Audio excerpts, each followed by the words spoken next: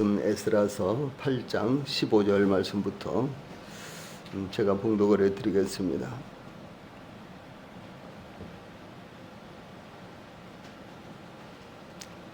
하나님 말씀 에스라서 8장 15절 말씀부터 어제 읽은 말씀 그대로 읽어드리겠습니다.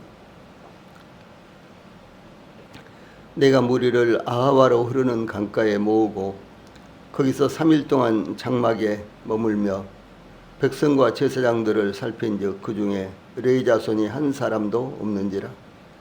이에 모든 족장 곧 엘리에셀과 아리엘과 스마야와 엘라단과 야립과 엘라단과 나단과 스가랴와 무술람을 부르고 또 명철한 사람 요아립과 엘라단을 불러 가시바 지방으로 보내어 그곳 족장 이또에게 나가게 하고 이또와 그의 형제 곧 가시바 지방에 사는 느디림 사람들에게 할 말을 일러주고 우리 하나님의 성전을 위하여 섬길 자를 데리고 오라 하였더니 우리 하나님의 선한 손이 도우심을 입고 그들이 이스라엘의 손자 레이의 아들 말리의 자손 중에서 한 명철한 사람을 데려오고 또 세레바와 그의 아들들과 형제 18명과 하시바와 무라리 자손 중 여사야와 그의 형제와 그의 아들들 20명을 데려오고 20절 다윗과 방벳들이 레위 사람들을 섬기라고 준 느디님 사람 중 성전 일꾼은 220명이었는데 그들은 모두 지명받은 이들이었더라. 아멘. 20절 말씀까지 봉독을 해드렸습니다. 어제는 이 명단들이 모두 11명이었는데 그 11명 각자가 하나님을 경외하고 하나님의 일에 열심을 갖고 있는 이와 같은 사람들이었다라는 사실을 말씀을 드렸습니다. 이 명단에는 모든 족장으로 9명, 이 명철한 사람으로 요야립과 엘라단을 불렀다고 증거하고 있습니다. 이 명철한 사람은 분별하다 혹은 이해하다라는 뜻을 가진 말에서 파생한 단어로 분별력 혹은 이해력을 소유한 율법 교사들을 가리키는 것으로 보입니다. 이 하나님의 일을 감당하는 데 있어서 참 중요한 것이 이 명철한 사람입니다. 그리고 이 명철한 사람은 어떤 사람을 가리키느냐? 분별력이 있는 사람, 이해력을 가진 사람이다라고 하는 것입니다.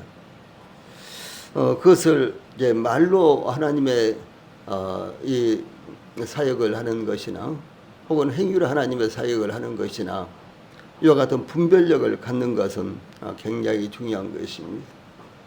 오늘날 이와 같은 분별력이 없어짐으로 말미암아 교회가 이 생명의 복음의 길을 잃어버렸고 또 뿐만 아니라 분별력을 상실함으로 말미암아 세상과 타협해서 이 세상적인 것이 그대로 교회 가운데 들어오게 된 것입니다. 예, 그래서 심지어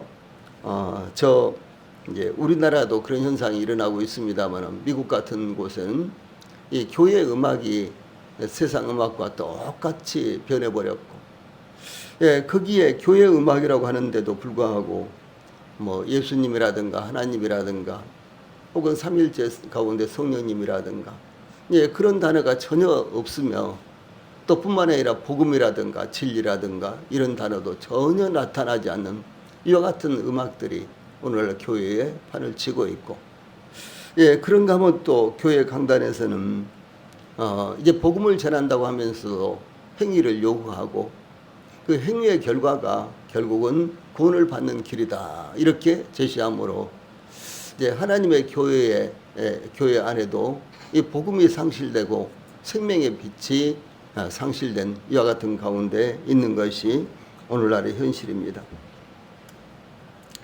여기 레인에게 보낼 명단이 이렇게 구성된 것은 친근함과 하나님의 율법으로 그들을 설득하여 귀한 대열에 합류시키려고 했던 것으로 보입니다. 그들을 설득하는 것은 다만 권위만으로나 율법을 지시하는 것만으로는 어려웠기 때문에 특별히 이와 같은 사람들을 이제 선발해서 그 레위 사람들에게 보내려고 했던 것입니다.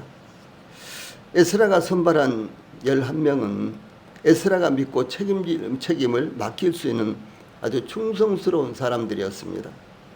이 사도 바울은 고린도전서 4장 1절과 2절에서 사람이 마땅히 우리를 그리스도의 일꾼이요 하나님의 비밀을 맡은 자로 여길지어다. 그리고 맡은 자들에게 구할 것은 충성이니라 이렇게 증가하고 있는데, 이 말씀은 신약성경에 그리고 사도 바울이 기록한 말씀입니다만 에스라가 이와 같이 중요한 임무를 맡길 책임자들을 선정하는 데는 이와 같은 원리가 그대로 적용됐다라는 사실입니다. 이 고린도 교회의 성도들 가운데 일부는 이 사도 바울을 사도로 인정할 수 없다고 주장을 했습니다. 그러나 사도 바울은 사람이 마땅히 그리스도의 일꾼이요 하나님의 비밀을 맡은 자로 여겨야 한다고 주장하고 있습니다. 또 뿐만 아니라 더 나아가서 맡은 자들은 충성해야 한다고 증거하고 있습니다. 이 고린도 교회는 은사자들도 많았으며 책임을 맡은 성도들도, 다시 말해서 직분자들도 많았습니다. 그런데 중요한 것은 맡은 자들은 충성스럽게 그 직무를 담당해야 한다라고 하는 것입니다. 우리 교회는 일꾼들을 선발했지만 여러 차례 실패를 경험을 했습니다. 그러므로 지금은 일꾼들을 세우기조차도 때로는 망설여지기도 하는 그와 같은 상황입니다. 에스라는 이와 같이 11명을 선발하여 17절에 가시바 지방으로 보내어 그곳 족장 이또에게 나가게 하고, 이또와 그의 형제 곧 가시바 지방에 사는 느디님 사람들에게 할 말을 일러주고 우리 하나님의 성전을 위하여 섬길 자를 데리고 오라 하였더니 라고 이렇게 기록되어 있는데, 이들을 선발한 목적, 그러니까 11명을 선발한 목적을 증가하고 있습니다.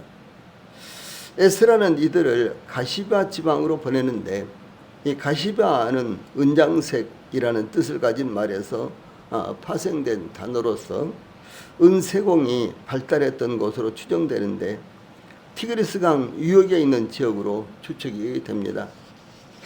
이 가시바 지방은 상당수의 유대인들이 거주했던 곳으로, 지방이라는 이 단어는 히브리어로 마콤이라는 단어입니다. 마콤. 그런데 이 단어는 구약 성경에서 하나님께 예배에 드려졌던 성소를 가리킬 때 사용되는 말입니다. 구약 성경에 성소라는 단어가 많이 나오죠. 그 중에서 이제 일부가 이 마콤이라는 단어가 사용됐습니다. 그러므로 유대인들의 상당수가 거주했던 이곳에는 유대인들이 모이거나 예배를 드리며 율법을 가르치는 회당이 있는 곳이다, 이렇게 추측할 수가 있습니다. 이 신약 성경에는 회당이라는 단어가 59번, 그러니까 59에 사용되었습니다. 그러나 구약 성경에는 회당이라는 이와 같은 단어가 나타나지 않습니다. 그러므로 신구약 이 중간 시대 이전에는 회당이나 비슷한 것도 없었던 것입니다. 그러나 회당의 기원에 대해서 모세 시대부터 존재했다는 의견도 있고, 포로 후기 시대부터 존재했다는 견해도 있으며, 혹은 알렉산드리아의 유대인에 의해서 헬라 시대부터 존재했다라고 하는 이와 같은 견해도 있습니다. 알렉산드리아는 북아프리카 이집트의 지중해 쪽에 있는 항구 도시입니다. 그곳에는 유대인들이 약 100만 명 정도가 이렇게 살고 있었는데, 그러나 예수님 오시기 전에 약 300년 전에 그곳에 유대인들이 약 100만 명 정도 살고 있었어요. 엄청나게 많이 살고 있었죠, 그 당시니까. 그래서 이거 알렉산드리아라는 이 도시를 이루고 있었는데, 이 도시에는 당연히 이집트 사람들도 애굽 사람들도 살고 있었지만은 많은 유대인들이 살고 있었습니다. 그런데 유대인들이 그곳에서 오랫동안 살다 보니까 자기 말, 유대인들의 말은 뭐예요? 히브리어죠. 히브리어를 잊어버리고 이랬어요. 그래서 그 유대인들에게 성경을 읽히도록 하기 위해서 구약 성경을, 그 당시 세계 통용어가 헬라어, 소위 그리스어입니다. 신약 성경은 100% 그리스어로 써졌어요. 예수님도 그리스어를 했습니다. 그래서 이제 그 헬라어라고 보통 이야기하는데 그 헬라어를 사용하셨는데, 그래서 BC, 그러니까 예수님 오시기 전 약 250년 경에, 그러니까 아주 오래 전이죠. 예수님 오시기 약 250년 경에 이 알렉산드리아에서 구약 성경은 히브리어로 대부분 다 기록됐죠. 대부분 거의 99%가 이제 히브리어로 기록되었습니다. 그런데 그 구약 성경 히브리어 성경을 헬라어로 번역을 했는데, 그 헬라어로 번역을 한 바로 장소가 알렉산드리아예요. 알렉산드리아에 있는 유대인들이, 이스라엘 사람들이 구약 성경, 히브리어로 된 구약 성경을 헬라어로 번역을 했습니다. 그것이 이제 최초의 성경 번역본입니다. 그래서 예수님께서도 바로 그 헬라어로 번역된 그 성경을 보신 거예요. 예.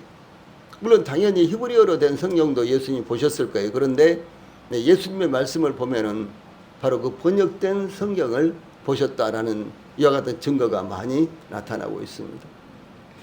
그래서 그 알렉산드리아에서 이와 같이 성경을 가르쳤고 많은 유대인들이 살고 있었기 때문에 아마 그곳에서부터 회당이라는 것이 있었지 않겠느냐라고 이렇게도 추측을 하는 경우도 있다라고 하는 것이죠.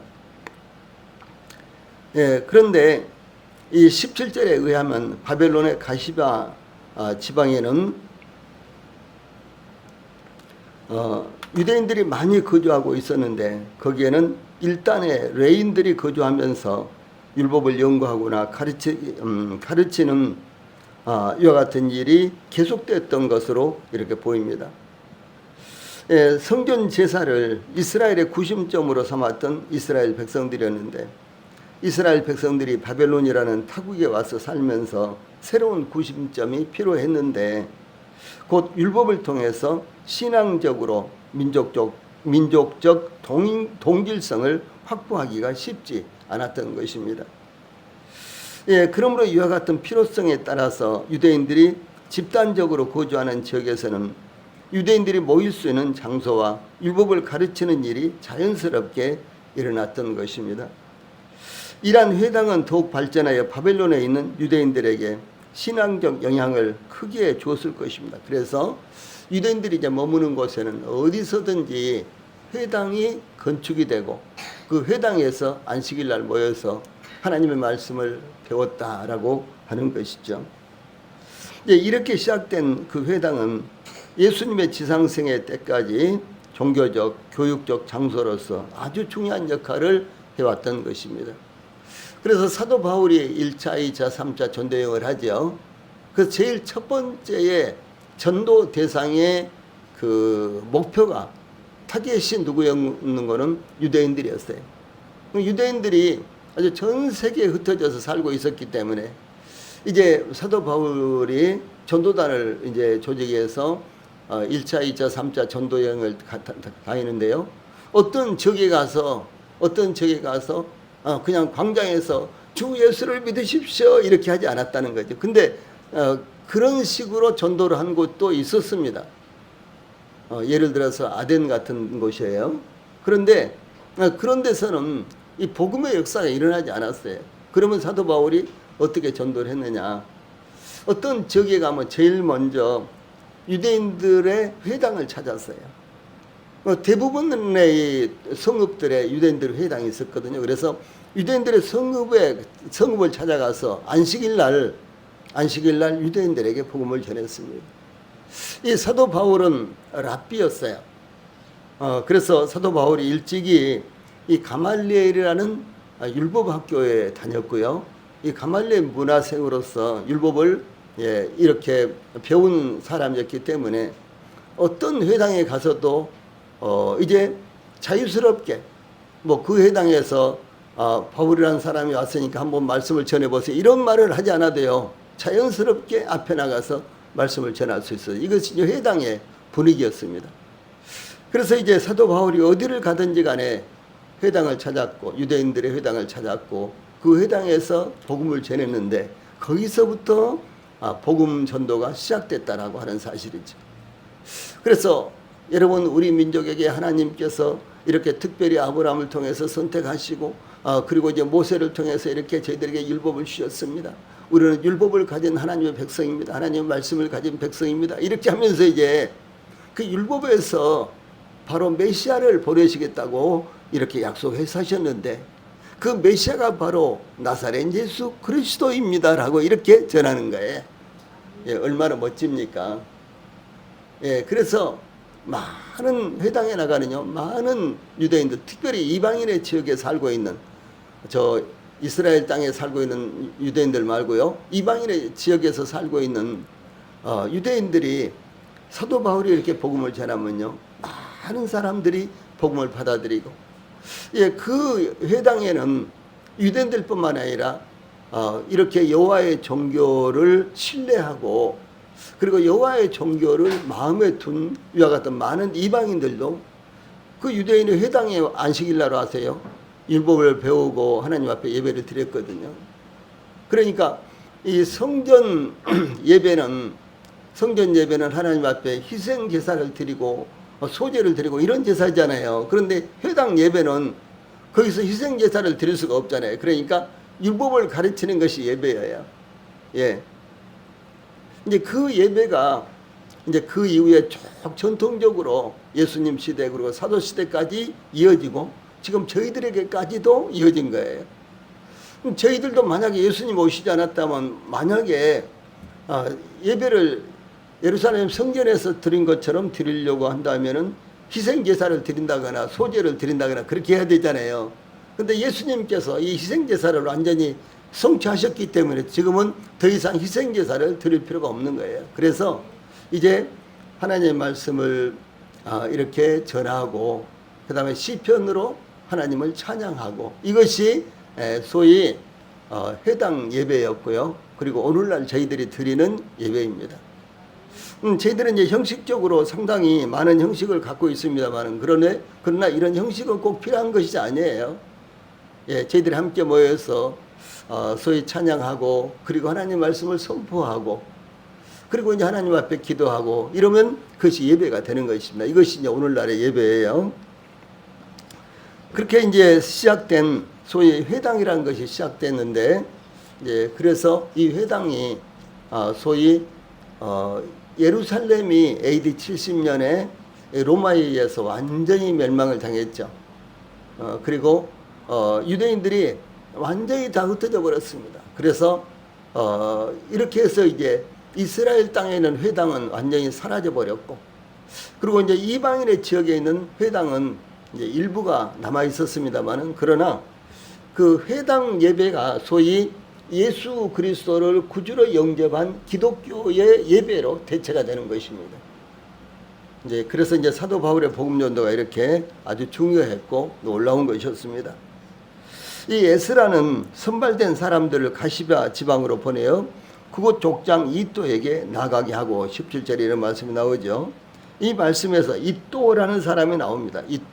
이또는 고상한, 강력한 이라는 뜻을 가진 인물로 가시바에서, 이 가시바 지방에서 상당한 영향력을 가진 인물인 것이 분명합니다.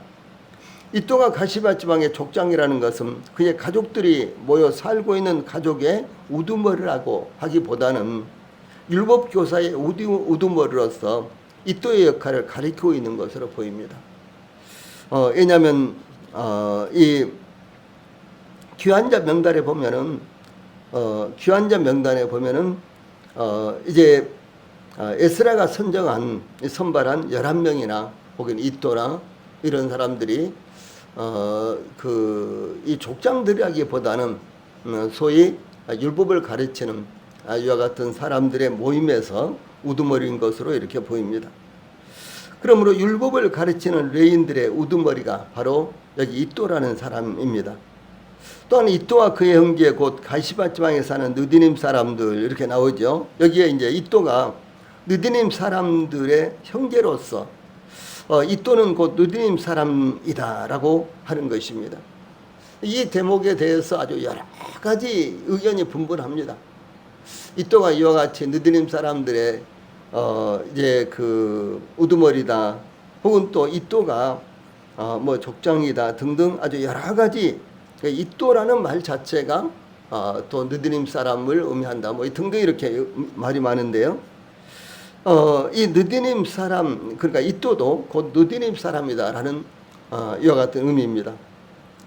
왜냐하면은 이또가 느디님 사람들의 형제이니까 그렇죠. 그러면 이또도 느디님 사람이다 이렇게 볼 수가 있죠. 느디님 사람에 대해서 이미 우리가 2장이나 3장에서 한번 제가 언급을 했습니다만 좀 더 자세하게 언급을 해드리겠습니다. 왜냐하면은 이 느디님 사람들에 대한 것이요 굉장히 중요한 거예요. 저희들에게는요. 그리고 너무너무 감동적입니다. 이 느디님 사람들에 대해서요. 이게 너무너무 감동적입니다. 이 느디님 사람들 한번 해봅시다. 느디님 사람들. 예, 우리 성도님들이 느디님 사람들 딱 이런 말이 나오면은 이 사람들이 어떤 사람들이다 딱 이렇게 알았으면 좋겠어요. 왜냐하면 굉장히 중요한 인물들이기 때문에요. 이 에스라와 느헤미야가 1차 귀환자들의 명단을 기록하면서 그 명단에 느디님 사람들을 포함하고 있습니다. 그러니까 에스라가 그 1차 귀환자 명단을 기록을 했고요. 또 느헤미야도 1차 귀환자들의 명단을 기록하고 있습니다. 근데 그 명단이 뭐 거의 비슷하죠. 그런데 그 명단에 느디님 사람들이 포함이 되어 있다는 것이죠. 그래서 에스라와 느헤미야가 귀환자 명단을 기록하면서요. 느디님 사람들을 빼먹지 않았어요. 거기다가 정확하게 느디님 사람들을 포함시키고 있다라고 하는 것이죠. 예, 그래서 이 느디님 사람들을 포함하고 있는데 성경에 느디님 사람들이 모두요 17번 나오고 있습니다. 그래서 역대상이 한 번, 에스라서에 8번, 느헤미야서에 8번, 그래서 모두 17번 나오고 있는데 이 느디님 사람들은 그럼 어떤 사람들이냐? 느디님 사람들은요 성전 망일꾼들입니다. 망일한다 우리 그런 말 하죠. 사실은 그 노동은 신성한 것이기 때문에 왜 신성하다 그러냐? 하나님께서 우리 인간을 창조하실 때 노동을 하도록 말씀하셨어요. 노동을 주셨어요. 그래서 노동을 하는 것은 신성한 것입니다. 예, 그것이 사물을 보는 노동이든지 혹은 또 저 공사판에서 일하는 이와 같은 노동자들이든지 혹은 가정주부는 어떻습니까? 가정주부도 노동자예요. 예, 지금은 가정주부도 정식으로 노동자라고 이렇게 인정을 받고 있잖아요. 노동을 하는 것은 이와 같이요. 그래서 아주 신성한 것입니다. 그것은 바로 말씀드린 대로 하나님께로부터 왔기 때문에 그것을 신성하다고 하는 것입니다. 그런데 뭐 망일을 하는 것도 마찬가지입니다. 이제 그것을 어떻게 표현하느냐 이것이 중요한 것이죠. 그런데 성전 망일꾼이라는 말이요. 소위 느디님 사람들이라는 말이요. 성전 망일꾼이라는 의미가 있다는 사실이죠. 그래서 이 새 번역 성경에서는 느디님 사람들 이렇게 안 나오고요. 성전 망일꾼 이렇게 나옵니다. 예, 그렇게 번역을 했어요. 그래서 이 성전에서 주된 일을 하는 것은 무엇입니까? 예, 희생제사를 드리기 위해서 짐승을 잡고 뭐 이런 것이죠. 그 다음에 하나님 앞에 이제 희생제사를 드리고 피를 어떻게 처리하고 그 다음에 성소에서 이제 이 떡상을 어떻게 관리하고 촛대를 그냥 등대를 어떻게 관리하고 이와 같은 것들이 이 성전에서 주된 일이잖아요. 그런데 느디님 사람들은 성전에서요 허드렛 일을 하는 사람들이에요. 예. 예를 들어서 음식점에서도 예, 요리사가 있잖아요. 그런데 그 뒤에서 막 설거지도 해줘야 되고 막 이런 사람들 파 좀 가져와 그러면 파 가져오고 뭐 양파도 가져와 그러면 양파도 가져오고 막 이런 사람들은 무엇이에요? 허드렛 일을 하는 사람들이죠. 그런데 이와 같이요 느디님 사람들은 이런 일을 성전에서 이런 일을 하는 사람들이라는 것이죠. 예, 그러므로 우리 성도들이 교회에서요 어떤 일을 하든지 간에 그것은 굉장히 중요한 것이고 하나님께서 보실 때 신성한 것입니다. 예를 들어서 예배당에서 먼지 하나를 이와 같이 뭐 주워서 휴지 하나를 주워서 쓰레기 하나를 주워서 버린다거나요. 아니면은 이와 같은 의자들이 너무나 삐뚤삐뚤하고 줄이 맞춰 있지 않으니까 보기 흉하다. 그래서 이 의자들의 줄을 좀 맞춘다든가요. 이와 같은 것들도 하나님께서 보실 때 아주 신성한 것이다라고 하는 것이죠. 교회에서 가장 중요한 사역은 무엇일까요? 당연히 말씀을 전하는 사역입니다. 그러나 말씀을 전하는 사역 못지않게 중요한 것이요, 교회 안에서 소위 허드렛일이라고 할 수 있는 느디님 사람들의 사역이 대단히 중요하다라고 하는 사실이죠. 만약에 느디님 사람들의 사역이 이루어지지 않는다면은 성전 제사가 어떻게 되겠어요? 예, 제대로 집행되지 않는 것입니다. 교회도 마찬가지입니다. 교회도 이와 같이 허드렛일이라고 할 수 있는 이와 같은 사역을 하는 분들이 많이 있으면 있을수록 교회는요 아주 반짝반짝 빛나게 되는 것이고, 교회는 아주 원활하게 이렇게 돌아갈 수 있는 일인 것입니다.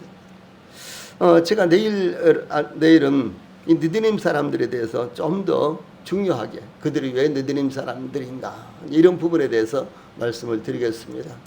중요한 것은 이 성전 제사에 있어서 핵심적인 사역을 하는 제사장들뿐만 아니라 이 허드렛일을 하는 느디님 사람들 역시 대단히 중요한 사역이었다라는 사실을 말씀을 드리겠습니다.